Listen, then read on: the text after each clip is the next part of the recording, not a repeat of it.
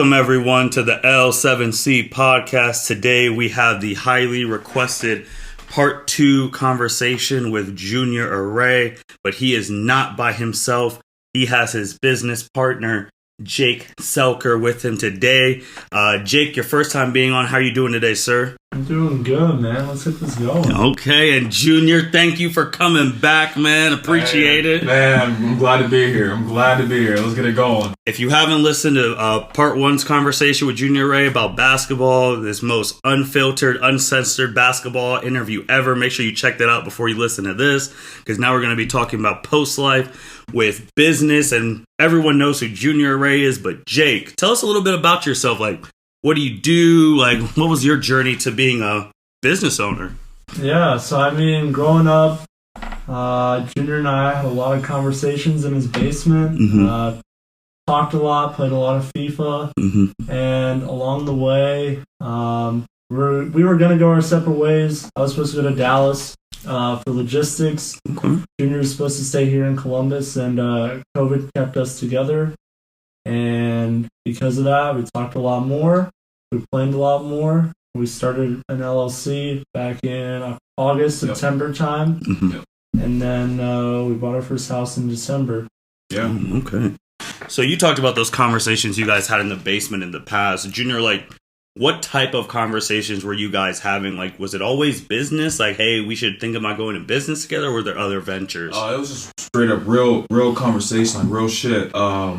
Jake and I always had the same type of mindset. We just want to be successful in life, meaning like having financial freedom, make sure our family's taken care of, having that freedom. That's a big part of our lives that Jake and I both agreed on. And we always talk about each other's life, make sure one another's good, and, how we are mentally, physically, emotionally, financially. We all make sure everyone's good and taken care of. Yeah, so that's a good thing to have similar mindsets. So Jake already laid it out. They made an LLC. They bought their first house.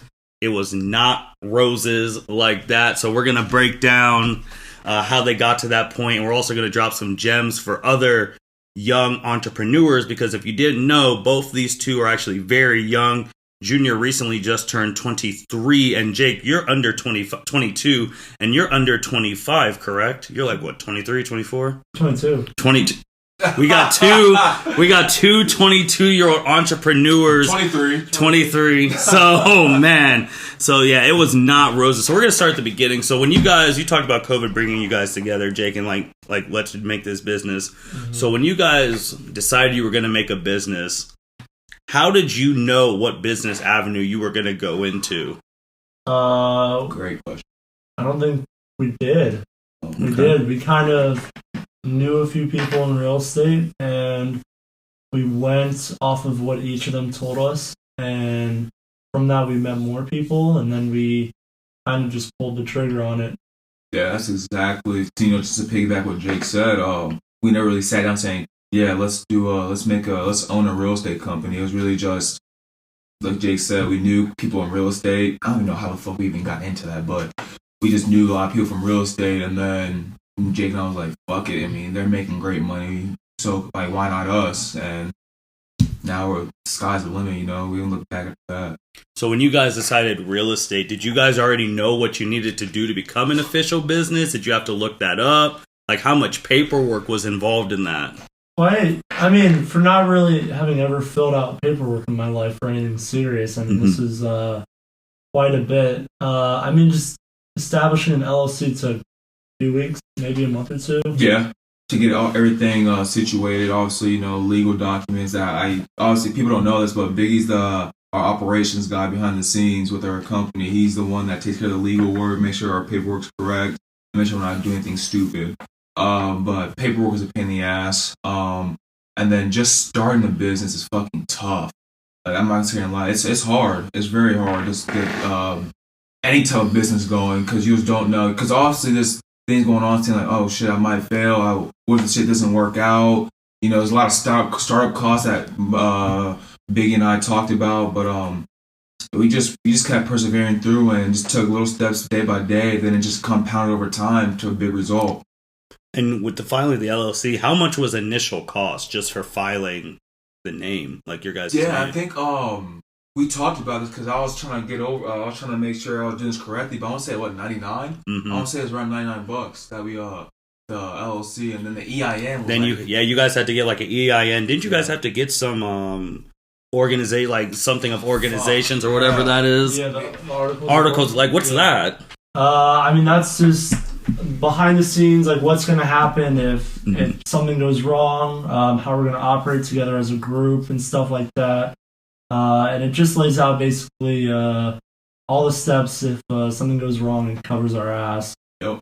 Yeah. And then the EIN was your employee identification number. Yeah, so pretty much. So like humans have social security, pretty much to identify who you are. It's the same thing with business. You gotta have an EIN, and it costs like, what would you say? That shit was like expensive. I remember total for between us both. Yeah. It was $344 each. I think for all startup costs that we included in our first house. Yep. So I have all that listed. But yeah, it was around there. So you guys are already paying that amount of money without having any money coming into the company. Correct. Yeah. So we were pouring it out. Yeah. So that's already hard in itself. Like you have no money coming in. You don't know if this is going to succeed or not. Yeah. And you have to put all this money just to be legal. Yes. Mm-hmm. So once you guys became legal, yep. You have your LLC and all of that. What was the next steps you guys took? We just met with people. We met with, we really know the top real estate investors, realtors, and builders in Columbus as it is. So we would just, we went on our way. We stepped out of our comfort zone. And we reached out to them, and they were happy that these young 22, 23-year-olds are reaching out to them, asking them for advice and tips in the real estate game. And Jake and I would go there. We'll sit down with them either at their house or beautiful houses, because most of their houses are big as fuck. Beautiful houses, or meet them at like lunch or dinner somewhere. And we'll just talk. I would bring my binder, and we'll just talk, and they'll tell us like the steps to be successful in real estate, depending if it's you want to be a realtor, a builder, a flipper, investor, or just owning rental properties. They laid it out saying, hey, first you got to do A, B, and C, D before you get to boom, boom, boom. So it was very interesting, that process. And I enjoyed that process big time. So Jake, what did you guys become? Because Junior just laid out, like, if you wanted to be an investor, a flipper, what was your guys' main business model? What you guys wanted to do with houses? I mean, from our talks with our first agent, I think I want to be a flipper. Yeah. I mean, that's she laid it out for us like that, and that's the route that seemed the most clear. Because I mean, I really didn't understand the science until like just recently about rental properties. Mm-hmm. Wholesaling is still a little tough to understand at times. Yeah. With how those work, and yeah.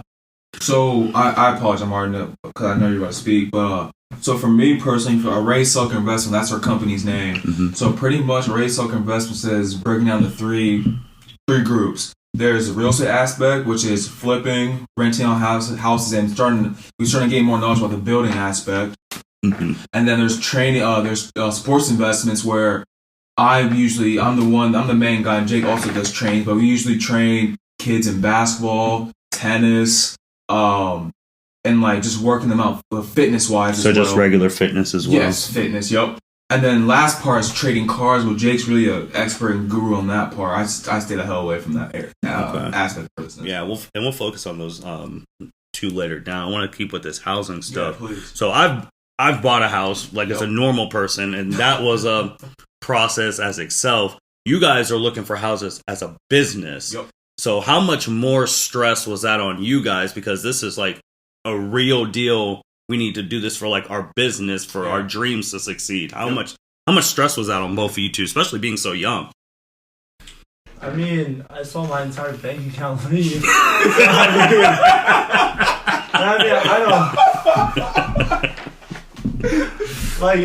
don't spend that much money. I spend $30 a week on groceries max. I spend $10 max at the bars a week. Like, I know my margins and what I'm making and what's going in and out. So like to see essentially like the safety just completely leave and being on my own, I kind of learned what a lot of my friends felt like living from paycheck to paycheck, and I was like, okay, like this is what we're gonna have to be and do for and get comfortable with until we make it.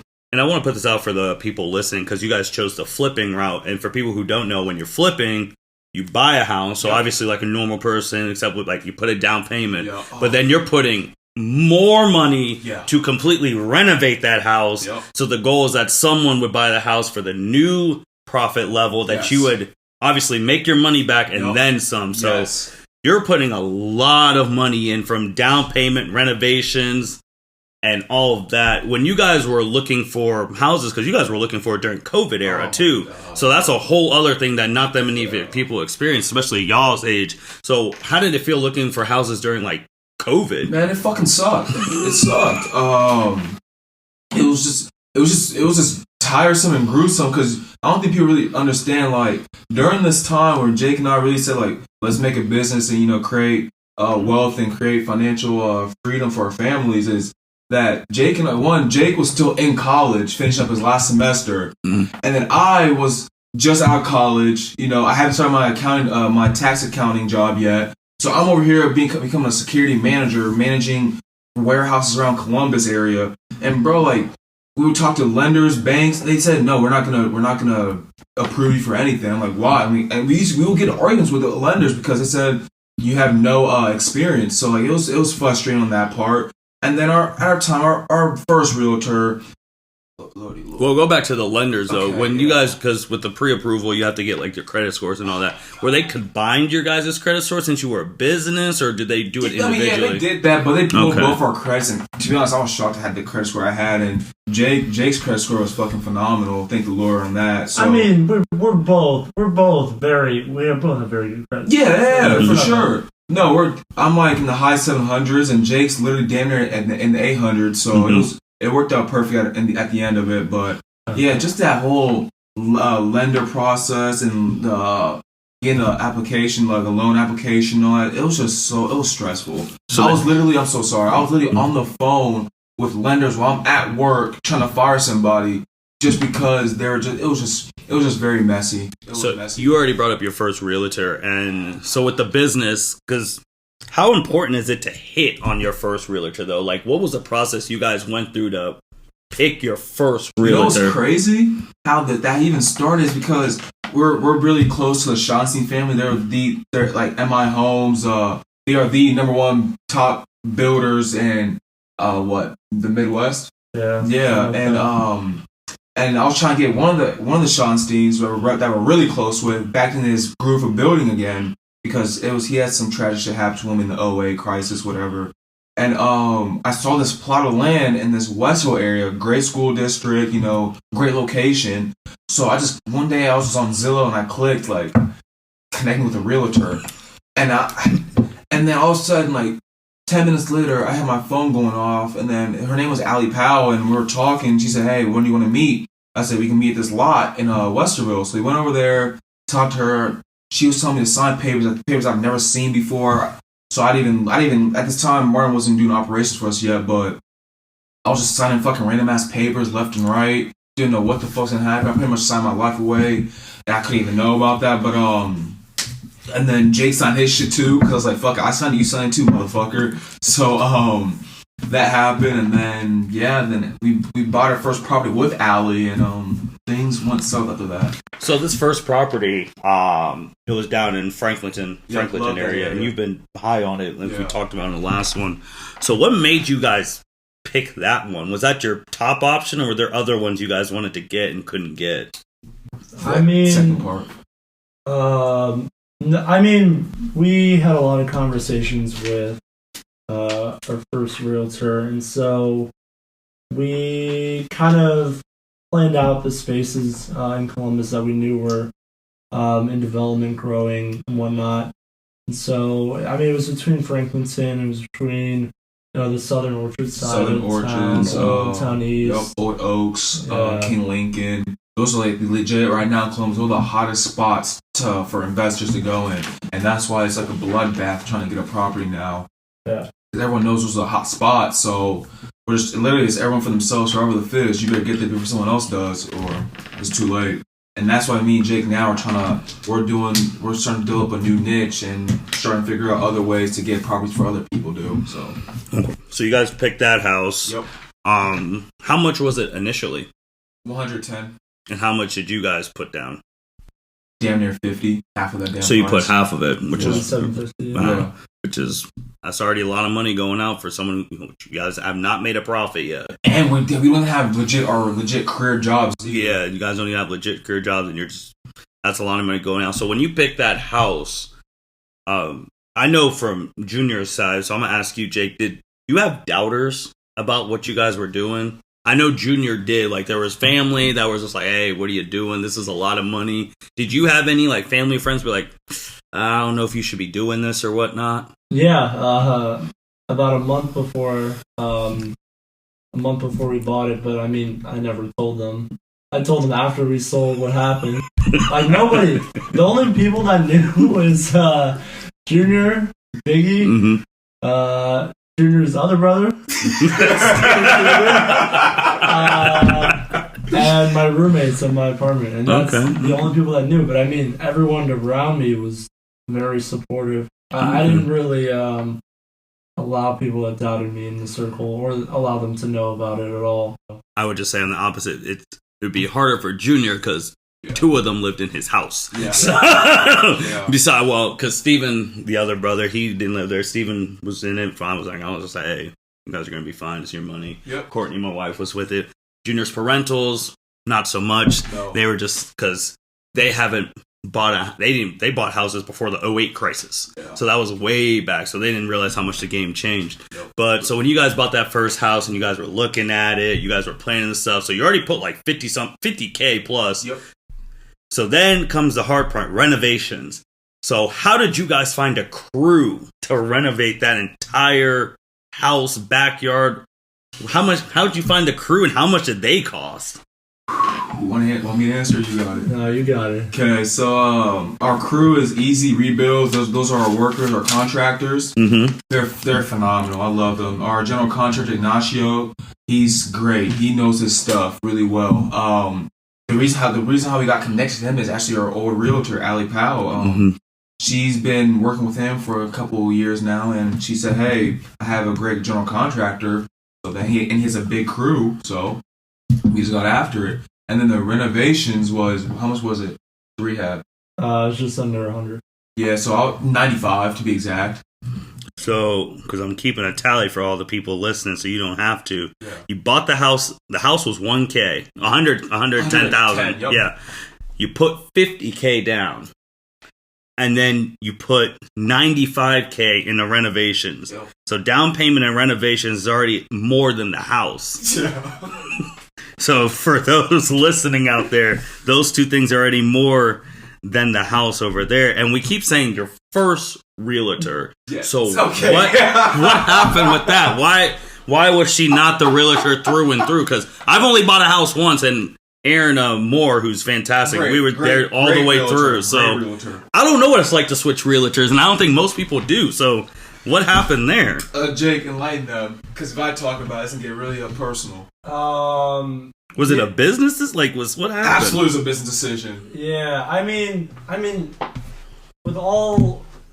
our first realtor came out with great intentions, and she was great in helping us really establish, what we wanted to do and where we needed to go. But I mean, at the end of the day, she did not know her shit on the investor side, if I want to be honest with you. What do you mean by that? Because she was like, this big things, like she was painting this picture in her head that we can do A, B, C, D. Mm-hmm.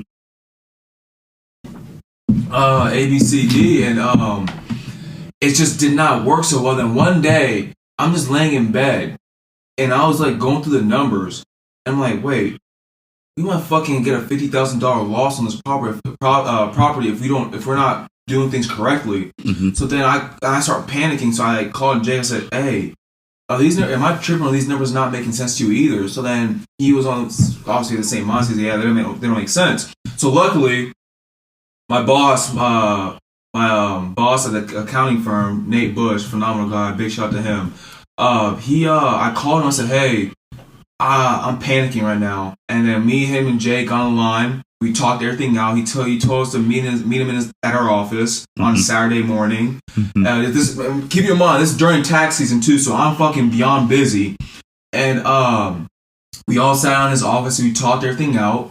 And then he called one of our clients, Brad Clarizio, hands down probably one of the best realtors in Columbus. He's a big time realtor and he's an investor.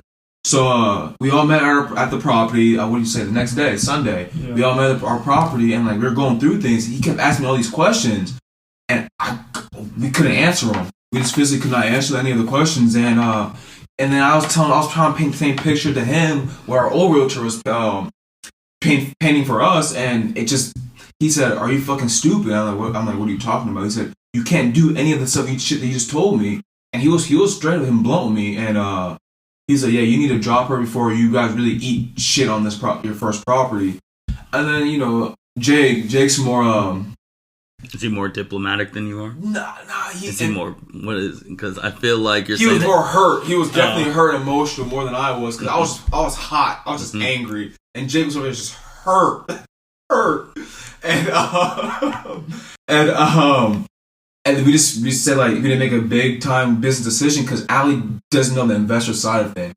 Obviously, our old realtor, and so we had to let her go. And that phone call that day was probably the hardest thing we ever had to do. And I don't know, I was a bitch. I made Jake fire her on the phone when I was on the phone with her. All of us on the phone. I made Jake do all the talking. So let me get this straight right now. Both of you under 24 put $110,000 home. Already put $145K into it, and had to get rid of your first realtor. Yep.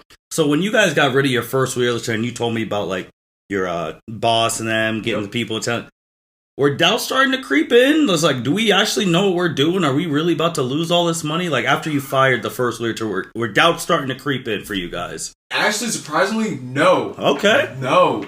We actually started to become more confident. Oh, wow. Yeah, that's what's really crazy. Okay. Because we hired an experienced realtor with he also has a very experienced in investing as well. And then we hired a consultant, and the shit started rolling because he knew what to do. He built houses from the ground up. He flipped numerous houses. He's renting a lot of houses. So he told us, boom, boom, boom. He literally laid out all the steps we needed to complete. So then the next Monday, we all met at the property. I brought all the contractors, all of our workers over there. And boom, we had a game plan because we never had a game plan with our old realtor. She said she was gonna handle everything else for us, like the finishes, the designs, everything. She said she was gonna handle everything for us. So we're like, shit, okay, cool. And honestly, like I just talked about before, I talked to Brad about it. He said you can't do anything you just told me, but it actually was crazy. So we all met together that Monday. And we just locked in. We had a scope of work or what needed to be completed each week, and the rest was history. Oh. So with that letting go of the first realtor, I mean, how much did you guys have to pay her? Because she said to get paid, or was she angry? Like, or did you have to pay her at the end of whenever? Yeah, we settled with her. She tried to pursue legal actions with us, and it's. Don't have to talk about too much if they're still legal, if there's non-disclosures and anything like that. Nah, it was just some leak. She pursued legal action, so we settled, paid her off, then we went our separate ways. Okay, fair enough. She hates Jake's guts, but the thing is though, I still to this day don't understand why she hates Jake, but like she tried to blame everything on Jake, and it was really funny. So what date did you guys buy your first house? January 4th. Yep, 2021. So January 4th. And what day, what was the plan? What day were you guys trying to sell by? We were projected to finish the whole entire thing in 4 months, but we got that shit done in 2.5. So what day did you guys sell? We, like, complete property? Like when's what day? Yeah, it was March 17th we signed papers to finish. Okay. So you had from January 4th to March 17th to completely renovate this house. Yep. Your workers were working Monday through Friday? Oh, not March 17th. Hold on. So it's March 17th. Yeah. So were they working Monday through Friday? Or were they working Monday through Saturday? So they were working 9 to 5 each. Wow. So only day they had off was Sunday doing all they were the drinking Corona while we're doing the job, and I didn't mind at all. They were getting their shit done. So then when it was fully renovated and done, and you guys saw it for like the first time, how did it make you guys feel? Listen, during the whole process, Jake was definitely iffy about it, and I kept trying to tell him, yo, just trust the process. Trust the process, because, you know, Big, you've always been telling me that since I was able to walk, that just trust the process. Just keep going through. Just keep going forward. Just take it to the chin and keep moving forward. And then at the end, Jake was definitely on board. He was very happy at the results. And like I said before, we just never looked back after that. So how nervous then were you guys to finally put it on the market? Woo! Jake? I don't think I was really nervous. I was just kind of excited that it was done. Yeah. I mean, it was tough. I mean, it seemed like every week, it was like we went up a step when we saw what was completed, and then we went 2 steps back when we got more picky in what we wanted done. And I started looking at, you know, the finishes a lot closer when I started looking at the drywall and how it was and how the paint was and stuff like that. So I mean, it was exciting to finally see it all come together, and just see, you know, what transpired over 2.5 months. Yeah, and it was really crazy. The thing that we really had about listing it, because we listed it on April 1st, and it wasn't even on the market for a day, over asking price. Well, let's talk about that. So it was listed on April 1st, April Fool's Day, funny enough. And then as soon as it got listed, was your realtor hitting you guys up saying, hey guys, we have like, how many offers did you guys have like as soon as you woke up that day? All I know is that our realtor was blowing our phones up because we had no idea where the keys were located for the property. And I said, why? What's the issue? She said, oh, well, we have about like 15 showings on the first day. And I'm like, what the hell? That shit just came on the market like literally at 8 a.m.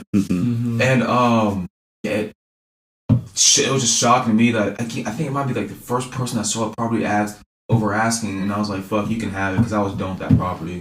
Yeah, and now that day was interesting because there just happened to be a broken window that we had to fix on the same exact day. So I had to get in around 6 or 7, get the window up to Worthington, get that fixed, bring it back down before another showing, and it was what an interesting stretch of events, man. Because I mean that's also another liability that comes into like the agreements, is like making sure that gets fixed along with whatever else the buyer wants. So then when you had those 15 showings, and Junior, you said that you guys had offers. Yeah. How did you take the first offer you got, or how? So we played a little bit like, I don't say the word Russian roulette. That's weird to say, but like we did a thing just like, we got an offer, and then there's more showings, and our realtor told the other realtors like, hey, we have one offer. If the people that day still want to go look at the house, you guys submit your offer by 8 p.m.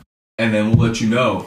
And so that's the way we went. And then we just picked the one that went over 25 over asking, and then we didn't look back. So a big thing from the first part of our interview with Junior last week, and again, if you guys haven't heard it by now, make sure you listen to it. We talked about validation. Yes. So when you guys finally sold the house, you got the offer in, like, and you accepted that offer. Yep. Did you guys like talk to amongst each other like, this is validation that A, anyone who doubted us, they were wrong. B, we actually can do this, and C, there's a future for it. Did any of you guys feel that type of way? We're gonna differ on this. I'm gonna say no, because the people I kept around me were already supportive. Okay. I mean, the only person I need validating me is the person right next to me. That's Junior. Especially I know Junior has some very different thoughts. I'm not going to say who. I'm not going to say their names. I'm not going to throw shade, but I had a lot to prove to so many people that doubted me and doubted our company, and it felt so good selling that first property and making more of a profit. I got the pic. What does this picture make you guys feel? Right there, sold. How does that make you guys feel? It makes me feel young. It's true. I mean, it's just, we look so pure and innocent, like we can really do something, and I'm glad we're starting now. We're 23 and 22 years old. So you sold it, and you've already put $145K into it, and we're not even talking about payouts and stuff like that. How much did you guys sell it for? $275. On the dot. Yep, $275. And you know, it's crazy. Me and Jake are running numbers for 250. And you guys are able to sell for 275, which also was a Franklinton record. Am I right? Yep. Was it by like 25 or 30 grand? Yeah, it's crazy. Yeah. So how did it feel too that your first house was and look at that house right there. Gorgeous, man. So how did it feel like your first house you guys ever bought was a Franklinton record? It's huge. It's crazy, bro. It's really crazy how I don't even, bro, man. I'm so lost for words right now. I'm not gonna say a lot. It felt great because obviously, you know, during that process you've been through it. You know, you got to get an inspection done. We got fucking chewed out on our inspection. It was like 120 pages long. They chewed us out. But luckily, the owner's out of state guy that wanted to move in, and he only wanted 6 things done out of all the things that we fucked up on the house. Thank the Lord, though. We fixed those things still. But he really wanted 6 things to make sure we take care of, and we took care of those. And then, you know, obviously the appraiser part, and that's the part that I was like low-key shitting bricks, because I just didn't know if it was going to appraise for, if hell, 250. And look at that, you got appraised for 275. You can't beat that. That's insane. And then making a record on our first house, that's a statement to me. And I want to keep doing that. So then when you guys finally, closing date, you guys sign over the house. Yep. House 1 is done. Yep. How did it feel then for your guys' business account for that deposit to hit? How did that feel? I went on a nice run after that. I broke down. I haven't told Jake. As soon as I see that money direct deposited into our account, I'm breaking down. And that's exactly what I did. It was a great feeling. I can't lie. It was a phenomenal feeling. Just all the hard work we put into it, and you know, really chasing our dreams and making sure, like I talked about in the beginning, you know, we're really making this company and business to take care of our families so that they don't have to, you know, stress about anything financially or freedom wise. So it felt good doing it. So then house was sold. Your names are officially on the map, obviously, because you guys broke a record. So obviously, until someone else breaks it, you guys are record holders. Yeah. So I want to go to the other side of your guys' company. We already know about juniors basketball training and all of that, but Jake, what is your other side of this business that Junior said that you were expert Yeah, I love me some trading cards. So I'm doing that right now. Just like a few things. Shout out Chandler Levering. He got me into it. He also got me into game worn jerseys, buying, selling, and trading those. So I'm in that as well. It's just something that, you know, he brought up, you know, a Derek Jeter rookie. He said, I'm gonna buy us for 20. We're gonna flip it, and you know, the profit at the time, you know, we could have made 500 on it. We came back at perfect, and now it's up to like 10 grand for a perfect. And I mean, there's a Derek Jeter documentary coming out soon, so I mean, it's probably gonna go to 15 or 20 because of that. And so that's kind of you know, what I saw at first, and I was like, man, there's this much money in this. I mean, that's before Zion rookies blew up. That's before, you know, so many things happened that, you know, boxes back in the day when we were buying them were like $600-700. Those same boxes now are like $3,000. That's crazy. Yeah. So you do that, and then you train and coach kids in tennis, right? Yeah. So I mean, I've been at now 6 or 7 different places around Columbus. I'll be at Bexley High School for hopefully a long time, working with them. But yeah, I have my teams in the summer. I have my clinics in the winter. Yeah, I got a lot of stuff keeping me busy. And then juniors, obviously training kids in basketball, fitness. We already talked about last time. We have the Nike camp, so we know what you guys are doing. So you guys have these different avenues. I just want to ask you guys, after selling your first house and then your current stuff, what's next for you guys? Because currently, business-wise, on your guys' like website page, and you two are the only two a part of this business, like legally. So are you guys ever thinking about now, like, okay, do we need to expand? Because Junior, you brought up something earlier about you were selling this house, like you're trying to sell this house during tax season, and that means your emails were blowing up. And as anyone who's ever tried to buy or sell a house, if you miss an email, you're going to lose that house. So have you guys thought about potentially like expanding, or how's that? What are those talks looking like? Jake and I are always talking about that. You know, we have big goals in mind of what this company can do, and we've always been networking with people. I have a guy, big time shout to Abdul. He knows exactly who he is. He's the guy that also works behind the scenes, making us try to find deals and help us out whenever Jake and I have our full load. Big shout out to Martin Array, who's the guy running this podcast. He does a lot of shit behind the scenes for us as well. But that's another thing. Jake and I always talk about, we really want to expand, but right now it's not the best move financially for us to branch out and start hiring people yet. Mm-hmm. But once we keep having more under our belt, renting, building, and flipping, then that's to the point where we're like, shit, like we can't handle it by ourselves. That's when we're going to start to branch out and start to hire people.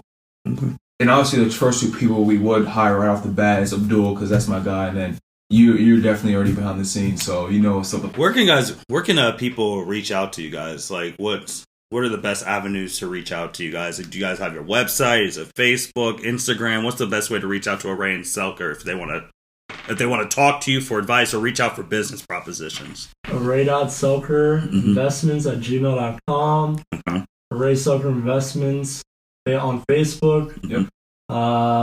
Jake Selker, Twitter, Instagram, Facebook. Junior Array, Twitter, Instagram, Facebook. Yep. Don't be a stranger. That's one thing, man. Never be a stranger.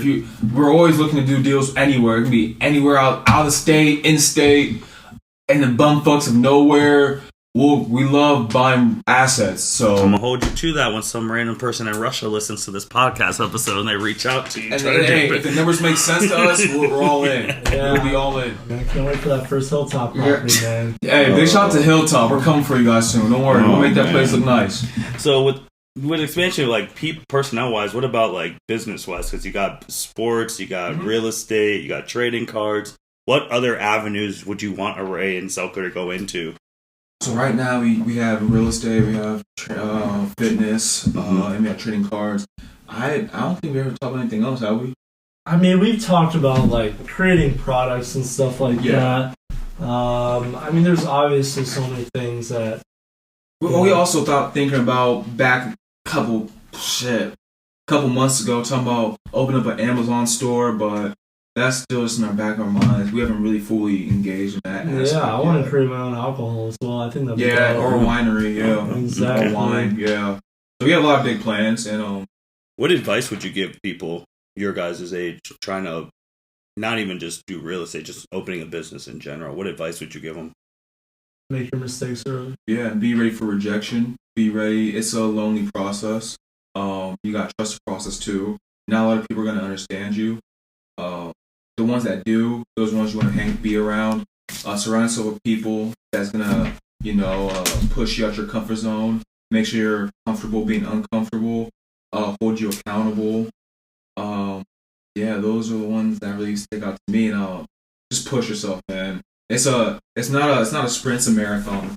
And like me and Marlon always talk about this huge. I'm big on compounding. So just do little things over and over, and it's gonna result into something big. And big shout out, book to recommend is A Compound Effect, because Darren Hardy does a phenomenal job breaking down that aspect, and I'm big on that aspect, compounding. All right. Well, you heard where to reach out to. You heard some advice.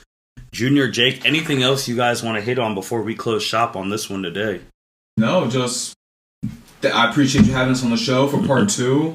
And we're hungry. You're gonna be hearing us worldwide soon. And I keep telling people, it's give us 5 to 7 years, and we're really gonna do something big. Jake, you got any shout outs you want to do before we close shop today?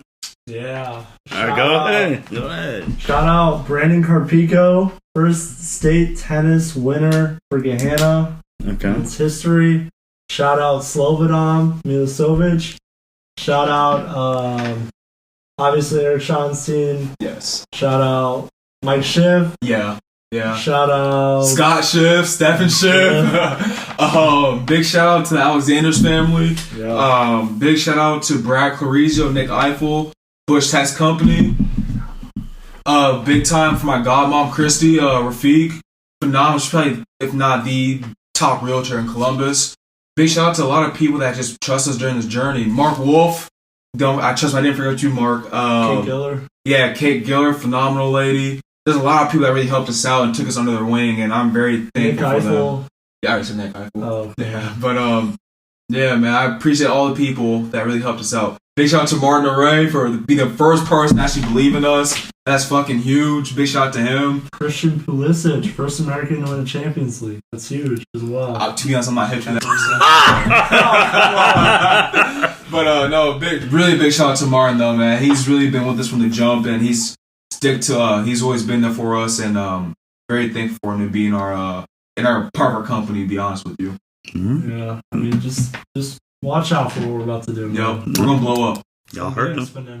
Y'all heard him, and you know how to reach out to him. So if you didn't catch the initial wave, this is your chance to catch the wave. Email them if the numbers are right.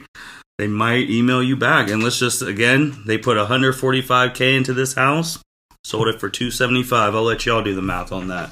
And with that being said, thank you everyone for listening to L7C Podcast. Thank you, Junior and Jake, for coming on. Hopefully we guys can have you on again sometime later down the road to see how your guys' progress is. And yeah, if you haven't listened to part 1 with Junior talking basketball, make sure you listen to that definitely before you listen to part 2. And if you have an LLC type question, these guys have done it. They did it at a young age. They can walk you through it too. But definitely give them a ring on their email or social media platforms. With that being said, thank you everyone for listening. You guys take care. Thank you for listening to this episode of the L7C Podcast. Be sure to like, rate, review, and subscribe to the channel.